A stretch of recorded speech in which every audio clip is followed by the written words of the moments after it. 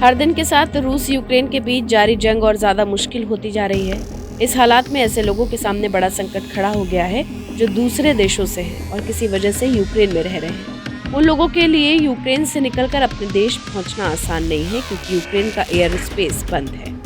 Ukraine में बड़ी संख्या में भारतीय छात्र फंसे हैं। भारत सरकार वहां फंसे छात्रों को निकालने के लिए ऑपरेशन गंगा के नाम से एक मिशन चला रही है। यूक्रेन में फंसे भारतीय छात्रों को हंगरी, रोमानिया और पोलैंड के रास्ते फ्लाइट भेजकर भारत वापस लाने के लिए ऑपरेशन चलाया जा रहा है। तो आज के नो दिस वीडियो में हम आपको बताएंगे कि यूक्रेन संकट के दौरान भारत का ऑपरेशन गंगा आखिर है क्या। साथ ही बताएंगे कि इससे पहले और कौन कौन से ऐसे ही ऑपरेशन किए जा चुके हैं। बस आप वीडियो के आखिर तक बने रहिए हमारे साथ। यूक्रेन और रूस के बीच घमासान जारी है। रूसी सैनिकों की ओर से किए जा रहे हमले में सैनिक तो मारे जा ही रहे हैं, साथ ही भारी संख्या में आम नागरिक भी हताहत हुए हैं।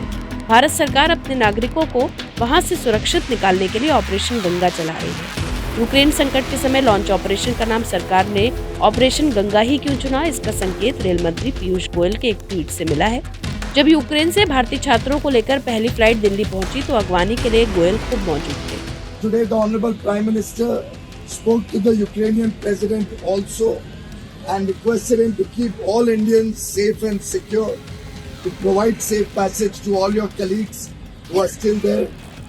Welcome back to the motherland. उन्होंने तस्वीरें ट्वीट करते हुए लिखा, माँ अपने बच्चों को संकट में कभी नहीं छोड़ती। चूंकि यूक्रेन में फंसे ज्यादातर भारतीय वहाँ पढ़ाई करने गए थे, गंगा को भारत में माँ का दर्जा मिला हुआ है। ऑपरेशन गंगा नाम देकर सरकार ये बताना चाहती है कि भारतीय कहीं भी फंसे हों, उनकी मातृभूमि उन्हें अकेला नहीं छोड़ेगी। ऑपरेशन गंगा के जरिए अब तक एयर इंडिया की फ्लाइट से लगभग 1374 भारतीय नागरिकों और छात्रों को वापस लाया जा चुका है। हालांकि अभी भी 15,000 से ज्यादा छात्र यूक्रेन से भारत लौटने का इंतजार कर रहे हैं। इनमें से अधिकतर छात्र काफी मुश्किल हालातों का सामना भी कर रहे हैं। कई छात्र यूक्रेन की सीमा तक नहीं पहुंच पा रहे हैं। इस बीच प्रधानमंत्री नरेंद्र मोदी ने भारतीय वायुसेना से बचाव अभियान में शामिल होने के लिए कहा है। अब आपको ऑपरेशन गंगा से पहले चलाए गए ऑपरेशन के बारे में बताते हैं।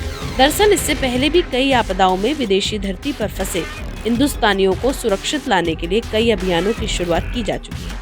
नेपाल में जब भूकंप आया था, उस दौरान वहां फंसे भारतीयों को निकालने के लिए ऑपरेशन मैत्री शुरू किया गया था। 2015 में यमन के भीतर संघर्ष हुआ तो ऑपरेशन राहत चलाया गया। वहीं कोविड महामारी की शुरुआत में विदेश में फंसे नागरिकों को लाने के लिए वंदे भारत मिशन शुरू किया गया था। इसके अलावा हाल ही में अफगानिस्तान और तालिबान का जब गतिरोध हुआ तो कई भारतीय अफगानिस्तान में फंस गए थे।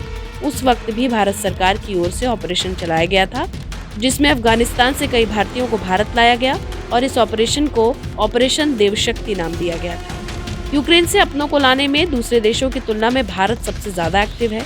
ऐसा हम इसलिए कह रहे हैं क्योंकि भारत ने अपनों को सुरक्षित भारत बुलाने के लिए ऑपरेशन गंगा चलाया है। लेकिन पड़ोसी देश चीन ने ना तो अपने नागरिकों को निकालने के लिए ट्रैवल एडवाइजरी जारी की और ना ही कोई सपोर्ट किया।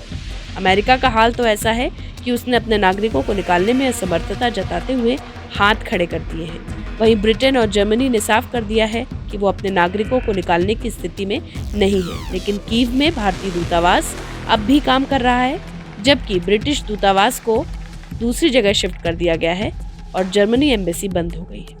हमारी इस खबर पर आपकी क्या राय, कमेंट सेक्शन में लिखकर जरूर बताएं। देश दुनिया से जुड़ी तमाम मुश्किल खबरों को आसान भाषा में समझने के लिए सब्सक्राइब करें हमारा डिजिटल चैनल नो दिस।